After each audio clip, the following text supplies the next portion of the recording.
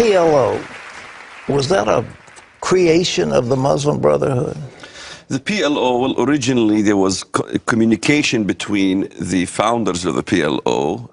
The PLO was founded by Ahmed Shuqairi. But of course, the Palestinian Revolution prior to that involved the Husseini family, the Husseini clan. Abdul Qadir al-Husseini and also Hajj Amin al-Husseini, the notorious friend of Adolf Hitler. He was a guest in my grandfather's house, and he wanted to destroy the Jews all over the Middle East. He was also the founder of the two divisions of the Nazi war machine. Most Americans are not aware that the Nazi war machine composed 8 divisions, 2 of which were Islamic.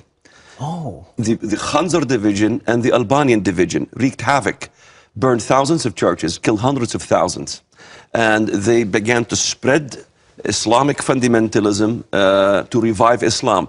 This is really one of the beginning births of the Muslim Brotherhood. The Muslims were very upset because the West basically clobbered the Ottoman Empire, and so many were disenfranchised with the loss of the Caliphate. The Caliphate is the papacy of Islam. Without the papacy of Islam, there's no Caliphate, there's no Ummah, there's no nation for Islam to unite them. The only way to unite them is to establish this Caliphate. Is that the prime goal of the Muslim Brotherhood, to establish the Caliphate? Absolutely. It was bruised by, when the Ottoman Empire fell in Turkey. And in fact, many Muslims view that it will be a non-Arab entity, Islamic entity, that will revive it. So many in the Muslim Brotherhood look at Turkey. Turkey is generating a lot of prominence in the Middle East to lead this axis in the future. Of course, the AK party won the election in Turkey, led by Recep Tayyip Erdogan, which is an Islamist sleeper cell, if you will. So it's not only the Muslim Brotherhood that's the problem. It's also Turkey, which leads 80 million people, the second largest army in NATO, of course. Well, now, one of the intelligence analysts of the United States government said that the Muslim Brotherhood is essentially a secular organization. True or false? False, because that's what they say in English. The Muslim Brotherhood says that. You have to look at what they say in the Arabic. I don't read the English. As far as I'm concerned, anything that's said about the Muslim Brotherhood in the major media is just a bunch of hogwash. I looked at the Al-Quds newspaper the other day, and the supreme leader of the Muslim Brotherhood, he says that pretty soon America will pull out of Iraq, America will pull out of Afghanistan, they will take their military, and the West will not be able to face the rise of Islamic nations. Of course, the Muslim Brotherhood's logo is wa'iddu, prepare. Prepare for what?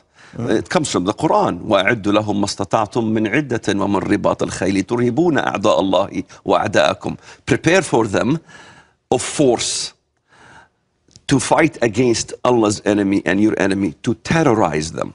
To terrorize them? Absolutely. Preparing to terrorize. It's about terrorizing. It's about terrorism. What about Osama bin Laden? Is he in any way connected to the Brotherhood? Well, he was born from the Muslim Brotherhood. Let's face it, Zawahiri was in the Muslim Brotherhood. Islamic Jihad was born from the Muslim Brotherhood. Hamas was born from the Muslim Brotherhood. All the Sunni Islamic terrorist organizations were born from the Muslim Brotherhood. Council of American Islamic Relations was born from the Muslim Brotherhood. It was born from the IAP, Islamic Association of Palestine. There's a smokescreen that's been put over the American people. We're not told any of these things. All the Islamic major organization in America, all of them, no exception, are born from the Muslim Brotherhood. There is a litany of statements made by the leadership with their allegiance to the Muslim Brotherhood. They all pledge allegiance to the Muslim Brotherhood. And in turn pledge allegiance to establish the Caliphate. Yes, even if you look at Faisal Abdul Rauf, the guy who wanted to build the Ground Zero Mosque. In the English, he says, well, we want dialogue, we want peace, interfaith dialogue. Yet you go to the regular newspaper in the Middle East, you look Al-Ghad newspaper in Jordan. What does he say? He says that Hamas and the Muslim Brotherhood, these are terror organizations, are basically the beacon of the sprouting of freedom and liberty. This is justice. So he really praises terrorism on the open in the Arabic.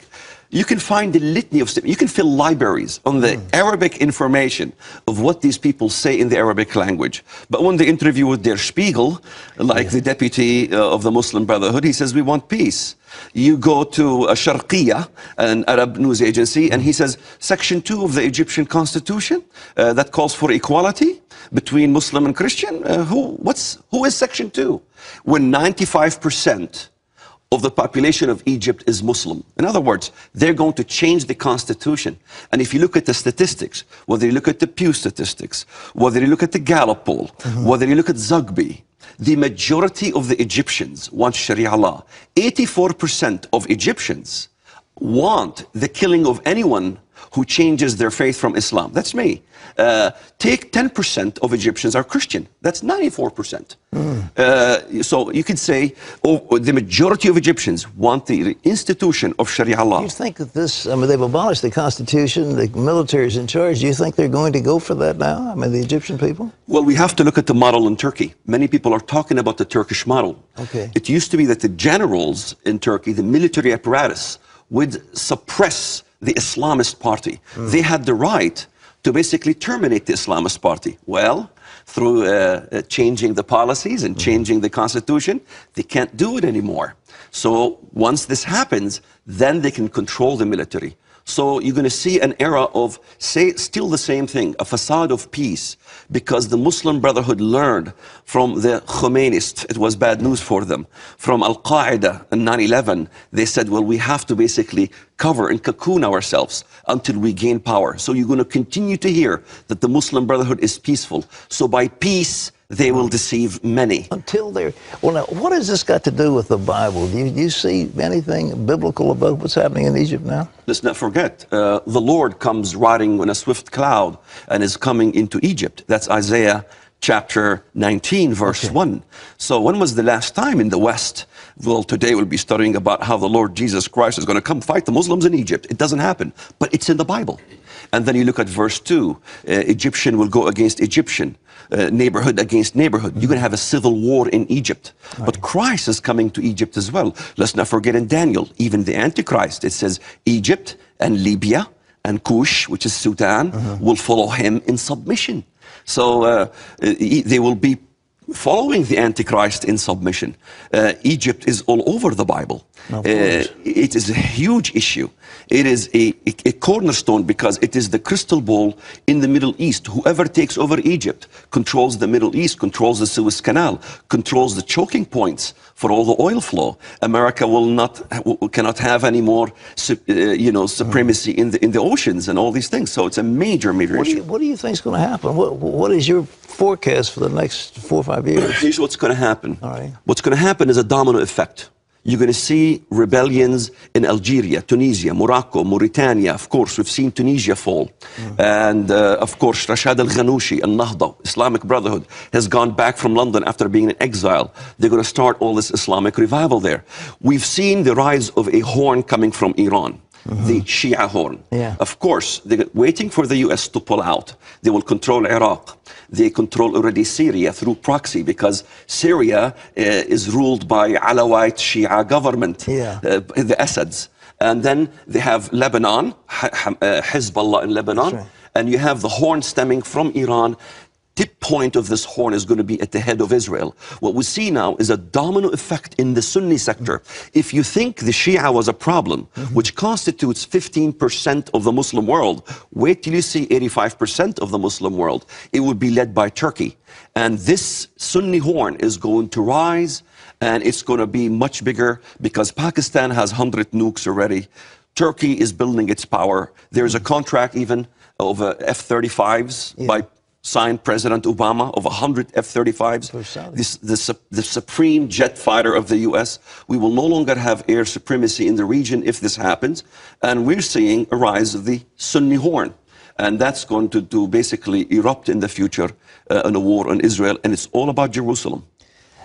Do you think the Sunnis and the Shias are going to get together for that? I mean, they will make peace? Absolutely. Because currently you look at Turkey making deals with Iran, gas pipelines, with the CIS nations as well, which is the southern parts of Russia. Of course, you have in the Palestinian areas, if you recall, when they were lobbing missiles at Israel, there was Qassams coming from Hamas, there was Katyusha rockets coming from Hezbollah, and both were carrying each other's flag. And of course, Iran supports both Hezbollah and Hamas. So you will see a temporary kind of get-together, against Israel when it comes against Israel. Israel unites them. But what's going to be at stake also is Saudi Arabia. Saudi Arabia is going to be hit by Iran with a nuclear weapon. Let's not forget, Isaiah 21 talks about, arise, O Elam. Elam is Iran. The burden against Arabia. Continue in the context. The burden against the desert of the sea, a desert surrounded by oceanic water. And we have Elam arising and destroying Arabia. So yes, Iran will have to have a nuke. Well, if the Saudi production goes down, the world oil will be in a total chaos. I mean, that'll set in motion a domino in terms of economics. Absolutely. But biblically, we know that the oil will burn. Isaiah 34, the burning of the pitch. It's absolutely in Isaiah 34 as Edom. And Ezekiel 25 tells us that God will stretch out his arm against Edom, make it desolate. From Teman to Dedan shall fall by the sword, and it will go up in smokes. Dedan is in Arabia, not just in Jordan. So it's the entire Jordan down to the Saudi peninsula by the Red Sea. And this is why in Jeremiah 49, 50 and 51, it says, I heard the noise of her destruction at the Red Sea. Dear me. How soon do you see this taking place? It's going to be a few years. The first era is going to be an era of false peace because it's going to masticize itself as a peaceful element in the promotion of peaceful Islam. Most Americans think it's the violent version of Islam. No, the peaceful version of Islam is what's dangerous because it's violent. Yes. It just covers itself with the facade of peace. And that's going to be more dangerous because that says that they can enter into the Trojan horse, and they already entered, into the government, into the system, into the school system. In 150 universities in this country, you have Muslim student associations, all apparatuses of the Muslim Brotherhood, and professors, everything. And funded by the Saudis, from what I understand. The Wahhabists, yes, absolutely. The Wahhabists and the Muslim Brotherhood work hand in hand. It was the Saudis that helped the Muslim Brotherhood when Nasser persecuted them. They grew in Saudi Arabia. And of course, the despots now are being exiled to Saudi Arabia. Mubarak's in Saudi Arabia. And Saudi Arabia is the second most hated nation in the Islamic world. Dear Lord. This book, God's War on Terror, Islam, Prophecy, and the Bible, is this available now? This is Absolutely. All right. Get them where books are sold, Amazon, etc. God's War on Terror. Our guest, fascinating stuff. You want to read it, you want to pray about it, and thank you so much for being with us. Thank you for having me. God bless you. God bless you.